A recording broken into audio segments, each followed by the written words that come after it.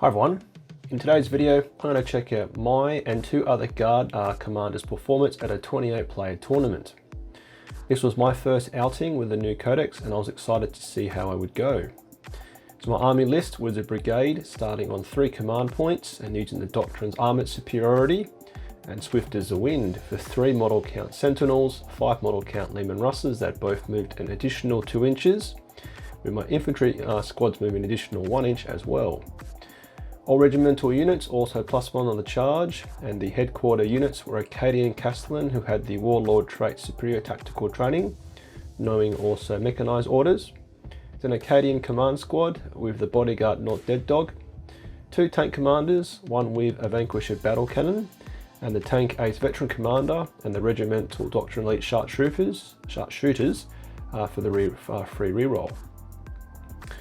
There is then also another one with the relic battle cannon gatekeeper with armoured tracks, with both of these tank commanders having las cannons and twin heavy bolters. It's then 6 Acadian infantry squads with chainswords, las pistols, plasma guns, melters, grenade launchers and even a flamer, being what I had currently assembled. One of the infantry squads has a relic Barbican's key for the once per game deep strike. Elites are a commissar with plasma pistol and power sword, an engine seer, and a 6-man scion squad. Fast attack is 3 individual scout sentinels with las cannons, a single squad of rough riders proxied by my Def Corps of Creek horses. My heavy support is then 4 Leman Russ with 2 in a squadron. Turret weapons are 1 with executioner plasma cannon with twin plasma cannons and heavy flamer in the front and side sponsons. 2 with battle cannons with heavy bolters and heavy flamers, and the last is an Eradicator Nova battle cannon and heavy bolter. My list gives away exactly 15 victory points on Bring It Down, about 8 on No Prisoners, and all the assassination points my opponent could want. The idea behind the list is to be relatively balanced, with an adequate amount of bodies for boots on the ground and performing actions, with vehicles to hold objectives and firepower to pick off enemy units, with the Rough Riders being a counter charge. The Tech Priest was more of a necessity of a 3rd elite troop choice, but being able also to repair D3 wounds is helpful, and likewise granting out a 5+ invul save. Having the command squad, Acadian Castellan 2 tank commanders meant achieving flexible command should be pretty easy, and Barbican's key and the Scion squad meant I could lock in 4 table quarters for retrieve Nephilim data if I decided to go with that secondary objective. An important note on this tournament was that it was played with the Guard new codex, excluding Armour of Contempt and including us in the Indirect fire nerf, although that nerf didn't make much of a difference as none of the 3 Guard players had any serious artillery. Okay, so game 1, I went into Grey Knights with my opponent having 3 Leviathan Dreadnoughts with twin las cannons, 3 Dread Knights, 3 strike squads, some paladins and characters and servitors to round out his list. Took the secondaries with a flexible command, raised banners and a Bore the Witch on the mission Death and Zeal. My thought process was to play a somewhat cagey game and outshoot my opponent with longer range turret weapons. Max inflexible command with limited movement, score about 10 on raised banners and plenty of points on a Bore the Witch. The mission progressive objective rewards points for destroying an enemy unit on an objective and holding an objective you didn't hold in that turn. My opponent got first turn and knocked out a sentinel, scoring teleport assault after a dreadnought was teleported by the psychic spell. Individual sentinels are a unit I probably won't play again, as they're too squishy on their own, and their destruction satisfies a lot of faction-specific secondary objectives. Now the rest of the game was simply summarised by truly terrible dice rolling by me. I'm not one to ever blame the dice, but this was honestly one of those games where I simply couldn't either hit or wound anything. I did all the right things, ordering my Leman Russes to reroll 1s to hit, and despite rolling 3s to hit and 3s to wound, I simply couldn't kill a single unit. Out of my opponent's list, I destroyed a single strike squad marine and 1 dreadnought after 2 turns of full shooting. In my 3rd turn, I destroyed nothing in the shooting phase, but finished off a single Dreadnought thanks to a heroic charge from my command squad, and not Dead Dog doing good work. I consider at this point, with my opponent having about 80% of his army left, and I had about 25%. This was the first time I'd ever considered at a tournament, and I felt understandably pretty bummed, but knew at least that I washed out all my bad luck for the rest of the tournament. I lost this game a terrible 38 to 88. Right, next I was into Adeptus Sororitas Systems of Battle on the mission Abandoned Sanctuaries. Thanks to my phone running out of battery, I didn't take any photos, but my opponent's army list was a pretty standard Sisters list with plenty of Retributor Multi-Melter squads, Repenter, Battle Sister squads, and Jump Pack Sister squads. The mission layout had plenty of exposed areas right for my yet again superior firepower to wreak havoc. My opponent decided to put a big chunk of his army into reinforcements, which proved to be the right thing to do, as turn 1 he struggled to hide all of his remaining units. I took the secondaries of Boots on the Ground, Inflexible Command, and Retrieve Nephilim Data, with my opponent getting first turn. It was a relatively even game in turns 1, 2 and 3, with my opponent securing the central objective for 2 victory points, and me then destroying that unit for my 2 victory points. I sent a ton of infantry squads onto the right objective, supported by 2 Leman Russ, the Rough Riders, Commissar, and the Cadian Castellan, whilst my opponent fought off my Sentinels to hold the left objective. In this match, I utilised the Perfectus Orders Remain Vigilant a few times, helping to deny any reinforcements, and the multi-model Count Leman Russes really were helpful, with me once securing the central objective when I made one of them OBSEC. Also, having the Rough Riders proved to be a very powerful counter charge, massacring a squad of Jump Pack Sisters in one turn. Final scores on the board were 72 to 88 for me. Feeling good, I then went into Space Wolves with the secondary objectives of Boot, No Prisoners, and Retrieve Nephilim Data. I went with No Prisoners as my opponent had a ton of bodies, and the table was a densely packed terrain board where I worried the Space Wolves could move from cover to cover and quickly wrap me up in charges, and I wanted a degree of freedom, able to move about as I wished.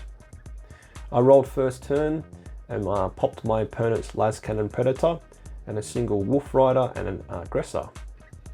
My opponent played a very cagey game, fearing my tanks, which did complete carnage to his troops. I had tanks covering all the lines of approach, and my opponent struggled to get at his units without being stuck in the open. I was very, very vigilant, not giving away easy charges, to him forcing him out into the open. It was a brutal affair with me tabling the poor fella in the last turn, and I scored a fantastic 33 to 90 my way.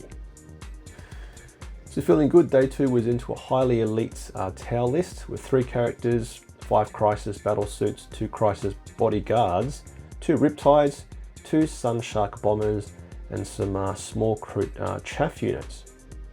The mission was Data Scry Salvage, and my opponent got first turn. He deployed the bombers on the table and threw them right into my deployment zone, killing off some infantry, but honestly that didn't do a whole lot. I blew them out of the sky, getting a victory point for the ordered unit killing unit, and I took the secondaries also Razor Banners, as there were 6 objectives on the mission, and also Inflexible Command. The first 2 turns I secured the objectives on the left hand side, getting up banners, but struggled to interact with my opponent. The Riptides were able to move, shoot and move again 2d6, whilst the battle suits could use a stratagem to also move, shoot, move. Here I really felt the lack of Armour of Contempt, saving against a lot of melty weapons on a 6+, which of course is terrible odds. I ended up being almost tabled, despite me destroying both bombers, Riptide, the bodyguards, all the recruits in a single character. The battle suits had shield drones, shield generators for a full plus invul save, and a relic on the sergeant which gave a feel no pain of some description. They did a lot of work and absorbed a ton of firepower, and they're definitely one of my least favourite enemy units to go into. I lost this decisively 48 to 82, losing on the primary due to the requirement to hold 2 objectives to secure just 4 victory points. Looking back, I could have helped myself by sticking some of my Leman Russes in reinforcements and giving myself free movement to at least potentially have some firepower on the units tucked behind cover. I also misused my Scions and Infantry Squad with the Barbican's Key, deploying them too early, whilst I should have put them in later, in about turn 3, dropping them into his deployment zone and clearing off a lonely Kroot Hound squad that was holding his home objective. But ultimately, what lost this for me was my inability to interact with Slippery Tower opponent. So from this, my last game was into Dark Angels with a list of 8 Tornado squads. This was on the mission Secure Missing Artifacts, and I played Dark Angels before and I really struggled into them. I took the secondaries of Boots on the Ground, No Prisoners, and Retrieved Nephilim data. My opponent took the classic Stubborn Defiance, Oaths of Moment, and Psychic Interrogation. My opponent got first turn and played a very cagey game. I slowly gained board dominance, digging out Terminators that was sat in cover, rolling 2s to save against battle cannons, and it took on average 1 Leman Russ to kill a single Terminator per turn.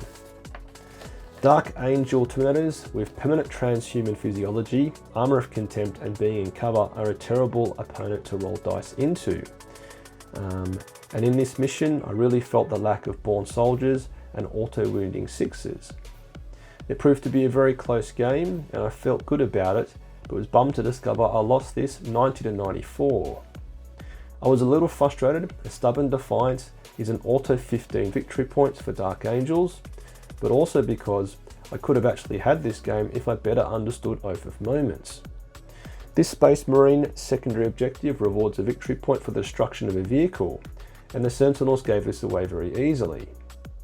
It also rewards victory points for having a character or core unit within 6 inches of the centre of the board. And my opponent had a Librarian and a Cursor squad sat in cover, achieving this, and I applied my Rough Riders into them and cleared off the Incursor squad using a Thunderous Charge stratagem to inflict mortal wounds, and also allocating all of my attacks into these, whilst the Librarian should have been killed as well, given he can also achieve a secondary objective. I scored only 8 on No Prisoners, and my opponent kept hidden turn Terminators, stealing me of models to kill off. And I was frustrated not taking Inflexible Command. However, if I didn't take that one, my opponent would have been way more aggressive and it would have changed the shape of the game.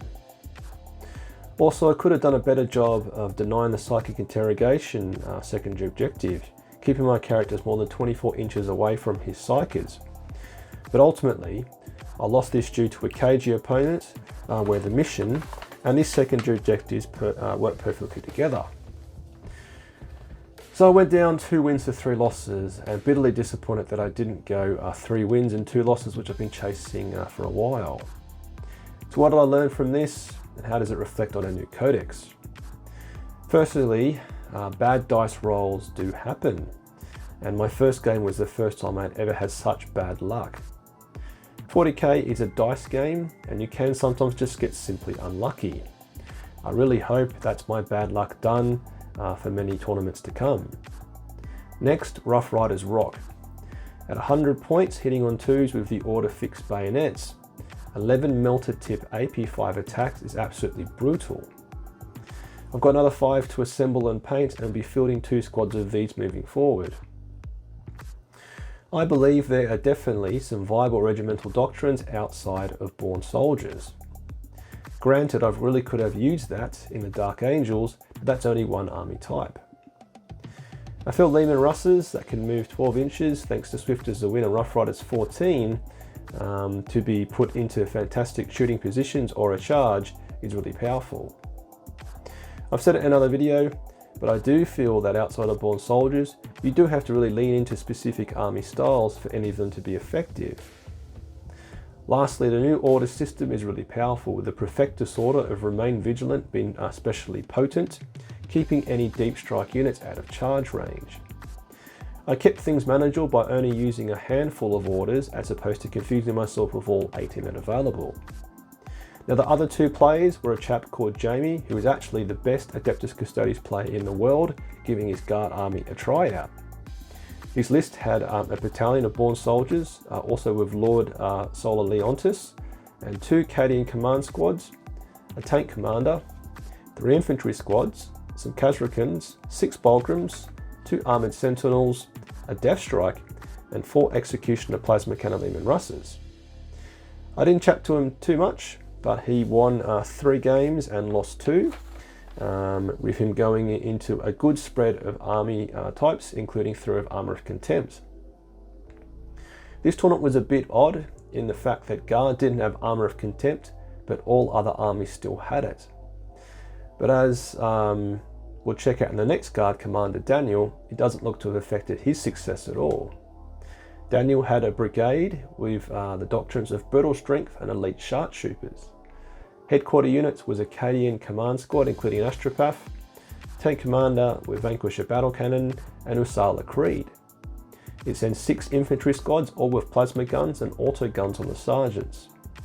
It then has a commissar, 2 squads of Khazrakan, some Rough Riders, 3 sentinels, 3 mortar squads, and 3 Leman Russ, one with a Vanquisher and the other 2 with executioner plasma cannons. Daniel had an amazing run, getting 4 wins and 1 loss, defeating Custodes twice, Death Guard, and defeating the Grey Knights player whom I played first, who slapped me around. His single loss was into a Chaos Knight list that had boatloads of baby knights with melter style weapons and multi-shot weaponry. That was perfect combo for anti-armor and anti-horde, decimating Daniel on the first turn. But overall, a fantastic result for Daniel, placing 4th, which is absolutely outstanding. So across the 3 Guard players, our collective win rate was 60%, which is really good. So pretty promising for the new codex overall. Shame I, however, couldn't push the average up, but I will. So how have you found the new book so far? Have you played at any tournaments with the new codex? Let me know in the comments.